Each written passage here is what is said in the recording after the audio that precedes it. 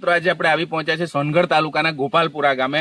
ગોપાલપુરા ગામથી જામખડીને જોડતો એક એવો રસ્તો જે છેલ્લા 15 વર્ષથી બન્યો નથી. છેલ્લા 15 વર્ષમાં અલગ અલગ પક્ષની સત્તા અહીંયા ચોક્કસથી રહી હશે, પણ આ રસ્તા પર નજર નથી પડી. આ રસ્તો એવો છે કે જે અન્ય જિલ્લાઓમાંથી આવતા આપણા ગૌમુખ મંદિરે જતો રસ્તો આ એ જ રસ્તો છે કે આ વિસ્તારમાં એક જ સામૂહિક પ્રાથમિક આરોગ્ય કેન્દ્ર આવેલું છે જે જામખડીમાં આવેલું છે. આસપાસના 8-10 ગામોને જ્યારે જવું હોય છે ત્યારે આ જ રસ્તે એ જામખડી દવાખાને પણ જતા હોય છે.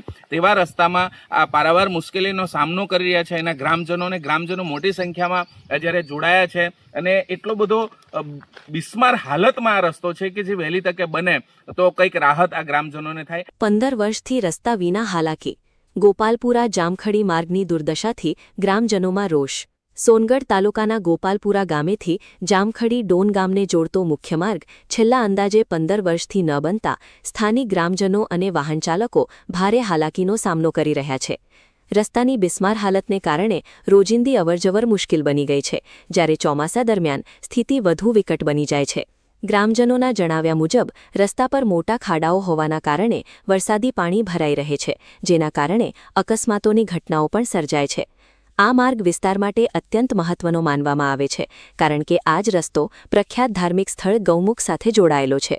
ઉપરાંત જામખડી ખાતે આવેલ પ્રાથમિક આરોગ્ય કેન્દ્ર સુધી પહોંચવા માટે આસપાસના 10થી 15 ગામોના લોકો આ માર્ગનો ઉપયોગ કરે છે. દર્દીઓને સારવાર માટે લઈ જતી એમ્બ્યુલન્સ સહિતના વાહનોને પણ ભારે મુશ્કેલીઓનો સામનો કરવો પડે છે. છતાં વર્ષોથી માર્ગનું કામ શરૂ ન થતાં ગ્રામજનોમાં તંત્ર પ્રત્યે રોષ ફેલાયો છે. આ બાબતે માર્ગ અને મકાન વિભાગ, સોનગઢ તેમજ ગોપાલપુરા ગામના સરપંચનો સંપર્ક કરતા જણાવાયું હતું કે રસ્તાનું કામ મંજૂર થઈ ચૂક્યું છે, પરંતુ તાત્કાલિક ધોરણે કામ શરૂ થાય તેવી કોઈ સંભાવના હાલમાં દેખાતી નથી. હવે ગ્રામજનોમાં એક જ પ્રશ્ન ચર્ચાઈ રહ્યો છે કે મંજૂરી બાદ પણ રસ્તાનું કામ ક્યારે શરૂ થશે. જી, આપનું નામ? મારું નામ આશીષ કુમાર રમેશભાઈ ગામિત. હું ગોપાલપુરાનો વતની છું અને આ રોડની અમે માંગ કરીએ છીએ કે જે ગોપાલપુરાથી જામખડી સુધીનો જે માર્ગ છે તે એકદમ ખરાબ થઈ ગયેલો અવસ્થામાં છે. તો આ રસ્તા પરથી અમારા ત્યાં સવાર સાંજ લોકો પશુપાલક છે અને સવાર સાંજ દૂધ ભરવા જાય છે, તો તે લોકોને પણ તકલીફ પડે છે. અને સાથે કે જામખડીમાં જે પશુપાલકનું દવાખાનું છે અને સાથે એક મનુષ્યનું દવાખાનું પણ છે, તો ત્યાં જવા માટે આવવા માટે પણ તેઓને તકલીફ પડે છે. તો અમારી ઈચ્છા છે કે આ રસ્તો જલ્દીથી જલ્દી બને. આશરે આ રસ્તો કેટલા વર્ષોથી નથી બન્યો? આ રસ્તો લગભગ જોવા જાય તો 15 વર્ષ થઈ ગયા જે રસ્તા તેવો ને તેવો હાલતમાં છે. થોડાક સમય માટે પૂરી જાય પણ તે હેવી વાહનો જવાથી તે પાછો તેવો ને તેવો થઈ જાય છે. તો અહીંયા જે એમ્બ્યુલન્સની સેવા મળે છે 108ની, તે અંદર સુધી ચોમાસા દરમિયાન આવે છે? આવે છે પણ તે લોકોને પણ તકલીફ પડે છે. ચોમાસામાં ઘણું અહીંયા રોડ પર પાણી ભરાઈ જાય છે, ઊંડા ખાડા થઈ જાય છે, એટલે એ લોકોને પણ તકલીફ પડતી હોય છે. તો આપ સરકારશ્રીને શું કહેવા માંગો છો? અમારી સરકારશ્રીની એટલી જ વિનંતી છે કે વહેલી તકે જેમ ચોમાસું આવે તે પહેલાં આ રસ્તો જલ્દીથી જલ્દી બની જાય તો સારું છે.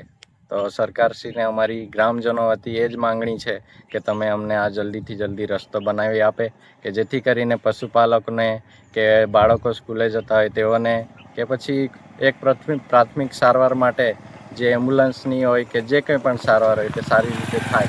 તો સરકારશ્રીને એ જ વિનંતી કે તમે જલ્દીથી જલ્દી આ રસ્તાની કામગીરી પૂરી કરે. જી, મારું નામ પ્રિયંકાબેન પ્રફુલભાઈ ગામિત. હું ગોપાલપુરા દદરી ફળિયાની વતની છું. શું સમસ્યા છે? અમને આ રસ્તાની સમસ્યા છે. ખાડા ટેકરા થઈ ગયેલા છે બધા.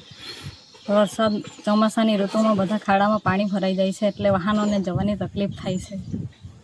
અન્ય શું તકલીફો પડે છે? આગળ સરકારી દવાખાનું છે જામખડી, ત્યાં પણ આ જ મેઇન રસ્તો છે દવાખાના પર જવાનો. તો એમ્બ્યુલન્સ જાય તો એમને પણ ખાડાની લીધે તકલીફ થાય છે, એટલે ફરીને જવું પડે છે. ધૂળ બહુ ઉડે છે. અમારી આજુબાજુમાં ઘરમાં બહુ ધૂળ ભરાઈ જાય છે. સરકાર પાસે તમારી શું માંગ છે? સરકાર પાસે અમારી એ જ માંગણી છે કે જલ્દીથી આ રસ્તો બની જાય